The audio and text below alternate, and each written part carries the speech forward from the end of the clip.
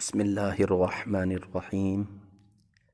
اللہ کے نام پر جانور قربان کرنا عبادت، جبکہ اپنی جان قربان کرنا شہادت ہے۔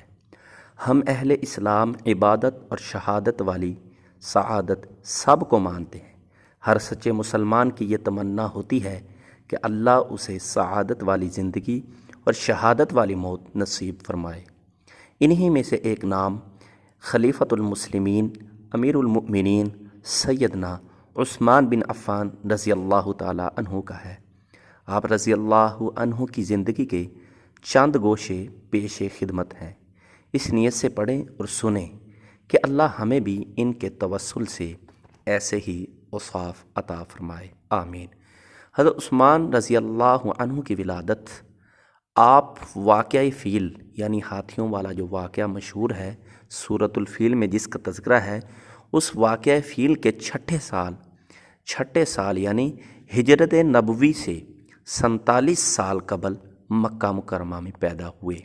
آپ کا نام عثمان ہے۔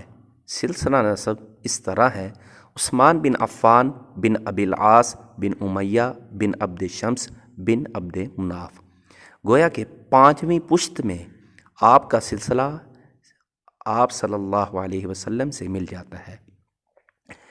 اور آپ کی نانی یعنی حضرت عثمان رضی اللہ عنہ کی نانی محترمہ بیضاء ام الحکیم رسول اللہ صلی اللہ علیہ وسلم کے والد حضرت عبداللہ کی صغی جڑواں بہن تھی اور رسول صلی اللہ علیہ وسلم کی صغی پھوپھی تھیں۔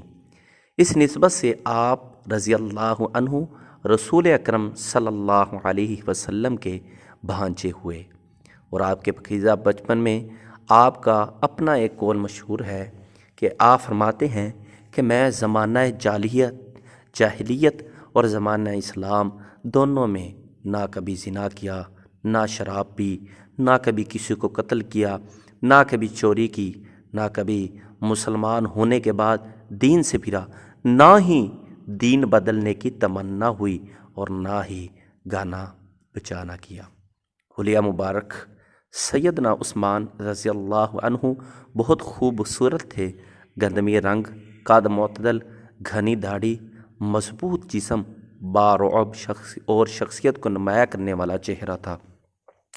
ام المؤمنین سیدہ عائشہ رضی اللہ تعالی عنہا فرماتی ہیں کہ جب آپ صلی اللہ علیہ وسلم نے حضرت عثمان رضی اللہ عنہ کا نکاح اپنی بیٹی سیدہ ام کلثوم سے فرمایا تو ان سے کہا کہ بیٹی، آپ کے شوہر حضرت عثمان رضی اللہ عنہ تمہارے دادا حضرت ابراہیم علیہ السلام اور تمہارے باپ محمد صلی اللہ علیہ وسلم سے بہت ملتے جلتے ہیں۔ حضرت عثمان رضی اللہ عنہ کی زمانہ جاہلیت میں کنیت ابو عمر تھی اور سیدہ رقیہ بنت رسول اللہ صلی اللہ علیہ وسلم سے نکاح کے بعد جب لڑکا پیدا ہوا تو اس کا نام عبداللہ تھا۔ اس کے بعد آپ کی کنیت ابو عبداللہ ہو گئی، چونکہ آپ صلی اللہ علیہ وسلم نے سیدنا عثمان رضی اللہ عنہ کو یکے بعد دیگرے